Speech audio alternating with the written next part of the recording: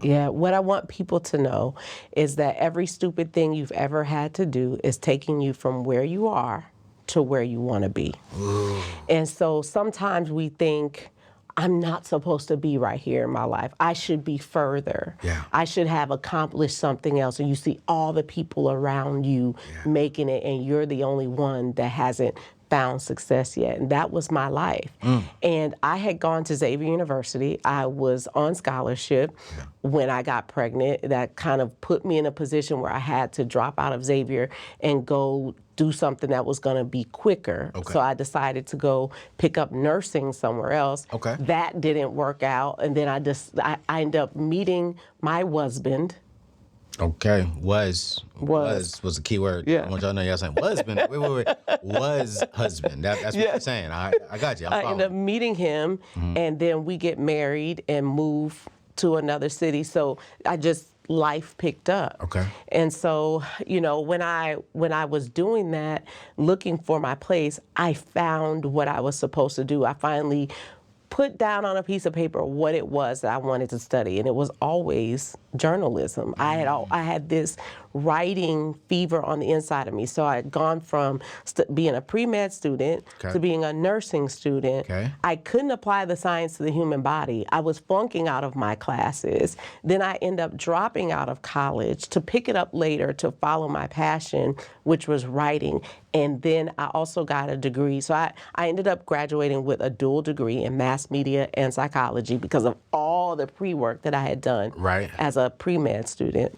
And then I picked up a passion for photography. Little did I know that God was setting me up for a business He was going to show me 17 years from then. Ooh. And I became my first marketing person. Okay. I took all the photography that you used to see on our website. Yeah. I took those pictures. Are you serious? I was the one who laid out all of the pamphlets and things. I knew how to promote myself because I had gone to school for that. But it was in the kitchen where I was trying to figure out how to do what Dave Ramsey was telling people to do, have a bake sale. Right. I called my grandmother on the phone and I say, Grandma, how do you make cake? And she goes, baby, I don't have a recipe. Pinch this much together, get this ingredient. She was talking about ingredients that are not even in the stores anymore, because she's older school, right? Okay. And so I realized something as I was trying to follow my grandmother's recipe. This is unbalanced. This is an unbalanced chemical equation. Had I been able to balance chemical equations at Xavier, I would be a doctor right now. I couldn't make it work. But it was mixing up the things and putting in the rising ingredients that I realized I could manipulate cake and make it do whatever I wanted it to do. And so I always let people know I'm really not a baker. I'm a scientist. Ooh. I'm a food scientist. Yeah. And so was actually doing chemical reactions in the kitchen 17 years later, trying to make $1 out of 15 cents. Yeah. That all of the things that I had ever done came together as a recipe. Yeah. So now I make all of the recipes that are on our lineup. Yeah. We've been voted as the best cake in Tennessee. Yeah. We've been voted as the best cake in Louisiana. Yeah. And I stand as the only business that has that, the only bakery that has that ranking in more than one state, because that's the only states where my bakery exists. We also rank as one of the top 10 in the nation. Our food truck was one of the first ones introduced in Nashville. Yeah. And still carries a top, ranking. It's beautiful. Thank you. We call her Joy. You're next to a restaurant that I used to go to, and I'll never forget, when I first met you was at Dave Ramsey's office. And you blessed us when I was on staff there. And I'll never forget when you was on the stage, I said, I felt something in my spirit. You're supposed to be connected to her. And I was like, how do I do this? And I'll never forget, I sent a message to you, and I was like, hey, I don't know what it is, but I want to come by the shop and get your story. And ever since then, I've always called you one of my spiritual mothers. Yeah. Because every time I get near you, in the beginning of our show, you said you want people to experience joy.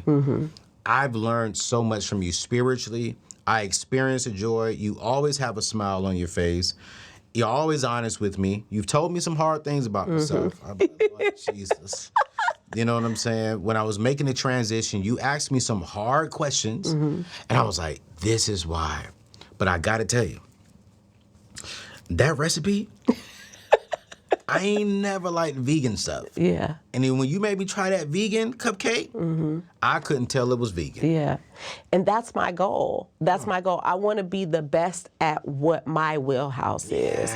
I don't want to do other things. I don't need to be the best at cookies. I make some amazing cookies, but I'm not trying to sell them. I don't need to be the best at donuts. I want to find the best donut shop and eat them. Right? But I want to be the best at cake because that's my lane. No, you're the best. Yeah. Well, thank you. No, I'm serious. You're the best. I mean, I order them. Yeah. I haven't even tried no other cupcake in any other city. I'm like, if I want cupcakes, I'm just going to call my people. Drew, hey, I need some cupcakes. All right, bro. And she's got you.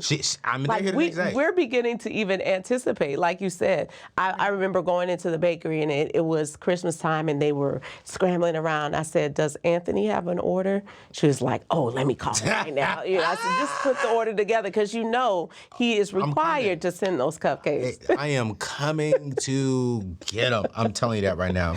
You said to me a few years ago, you said one of the best ways to freedom is through ownership and entrepreneurship.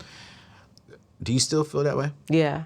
I definitely know that I can own my time. I can own my decisions. Yeah. Definitely one of the things I'm also teaching the people who are on my team is about ownership. And you say, why would you say that when they work for you? Come on, talk. You know, for me, it's like they are in the business of their own labor. Yes. And so I want them to know that even Adam and Eve were required to work and to do something. Yeah. And they can take their labor, and when they see it from that angle, they steward over it differently. And I just believe that entrepreneurship is the way to freedom. And when I look back on my history and my ancestry, and the women who came before me, whose names and faces you will never see, names you will never know. Yeah. You will experience them because you will know my name. And you will not forget it because I'm going to offer you the best that I have available. Yeah. And the thing about it is that there might be somebody watching who's a baker and who says, she ain't better than me. You know, I'm not trying to be in competition with anybody. Come on. I believe that collaboration is the new competition. Yeah. And all I'm trying to do is go into those places where we've been historically enslaved and redeem the time. Come on. Because my grandmother couldn't have free enterprise. My father was born on a plantation in 1947. My grandmothers couldn't have free enterprise. And so I just want to be able to be the best at living in this sugar business. Yeah. Being a descendant of enslaved people from a sugar plantation. And I think that is, that's nothing but God. You know, here's my problem. Why is it that if we strive to be the best, it means we're strive to compete?